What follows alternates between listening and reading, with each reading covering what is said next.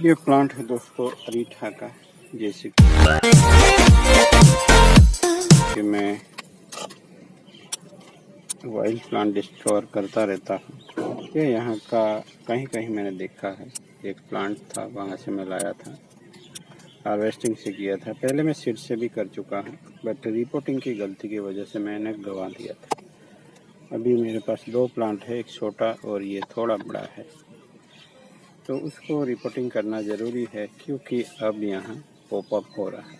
But यहाँ से मैं ट्रिमिंग कर देता हूँ, जिससे यहाँ से कुछ ब्रांच मल्टीप्लाई हो सके। वैसे अच्छे से ब्रांचिंग नहीं हुई है, थोड़ा पुराना भी प्लांट है, पर ठीक है। इतने सारे प्लांट है, ये भी ट्रेन होता रहेगा। तो पहले उसके रूट्स जो नीचे चले गए उसको निकाल देता हूँ मैं, जिससे हम इजीली उसको निकाल पाए।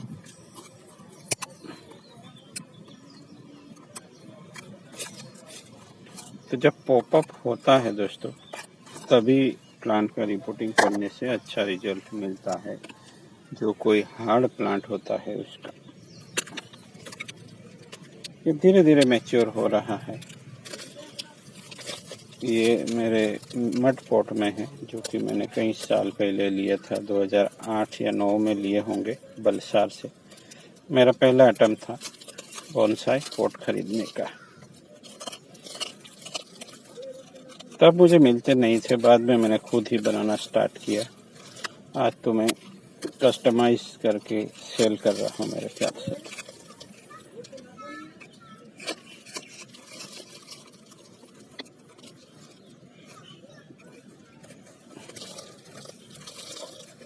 तो इसको निकालना थोड़ा मुश्किल हो रहा है, क्योंकि इतना डीप पोट है नहीं और मड पोट है।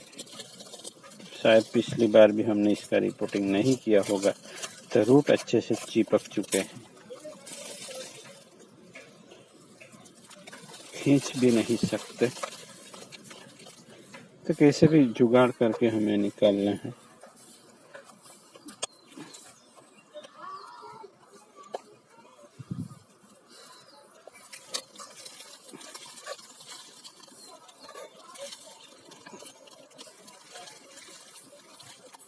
चले निकल आया। देखिए इसका रूट सिस्टम कितना महीन है, देखिए बहुत ही महीन है। उसने जो कुंडली मारी है, ये होता है दोस्तों मड पोट का, मुझे लगता है डिसएडवांटेजेस। इस तरह रूट्स कुंडली मारने लगते हैं, ये मुझे अजीब लगता है। जबकि जो हमारे पोट होते हैं प्लास्टिक, उसमें ये सब नहीं देखने को मिलता है। तो फिर ज़्यादा शौक लग सकता है प्लांट को। इस तरह का चीज़ें हो जाती है, फाइबर रूट अच्छे से डेवलप नहीं होते। तो अब यहाँ क्या काटे और क्या रहने दे, क्योंकि फाइबर रूट आते आते तो हमारा सब कुछ बिगड़ जाता है। तो ये रिंग रखनी पड़ती है, फिर इसको हम अच्छे से काट भी नहीं सकते। इसके सेकेंडरी रूट भी नहीं है कहीं, तो अगर इसको काटा तो जैसे प्लांट ही चला जाएगा। तो यहाँ आके हमें अटक जाना होता है। इसलिए मैं मड पॉट वगैरह नहीं करना चाहता ट्रेनिंग। ये बड़ी मेजर रूट है और उसको कहीं से काटा तो मुझे लगता है ये दिक्कत आएगी। पर चलिए इतना बड़ा तो रख नहीं सकते, तो यहाँ कुछ छोटी रूट्स है तो उसको निकालते हैं, नहीं तो हम वहीं अटके रहेंगे। ये चीज़ें होती है। तो सेकेंडरी रूट जहाँ से है वहाँ से हमें इस बार हिम्मत तो करनी ही होगी, चाहे जो कुछ भी हो। तो कुछ रूट्स कम किए हैं, उसको इमीडिएटली प्लांट करना होगा। अगर ऐसे रूट होते हैं तब डर लगता है दोस्तों कि प्लांट सरवाइव करेगा या नहीं, इतने एक्सपीरियंस के बाद भी। क्योंकि मड पॉट का यही मुझे डिसएडवांटेजेस लगता है, या सिरामिक पॉट में भी ऐसा हो सकता है। तो थोड़ी दिक्कत वाली बात है, क्योंकि हम जो रूट ट्रेन करना चाहते हैं वो नहीं हो पाते। इसलिए पहले बोनसाई को ट्रेनिंग पॉट में ही ट्रेनिंग देनी है, बाद में उसको हम फाइनल पॉट वगैरह में ले सकते हैं। ये बात बहुत ही महत्वपूर्ण है दोस्तों। नहीं तो इस तरह का हो सकता है। फिर आपको हमेशा डर बना रहेगा कि मेरा प्लांट निकलेगा कि नहीं रिपोर्टिंग के बाद। तो रिपोर्टिंग के बाद का जो रिस्क है,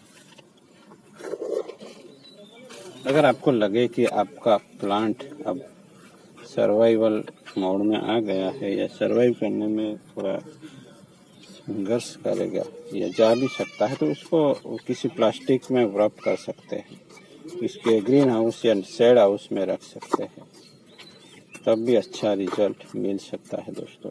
तो ये कुछ थे थोड़े रिपोर्टिंग के बारे में, शायद आपको जानने को मिला हो। नहीं तो हर पोस्ट रिपोर्टिंग पे आती है, ऐसा नहीं सोचे, क्योंकि हर एक में कुछ अलग सीखने को मिल सकता है। आपको बने रहना है। उसको प्रॉपर पॉट मिला है इस बार, तो चलिए ये भी एक तरह से ट्रेनिंग पॉट ही है, देखते हैं क्या हो सकता है।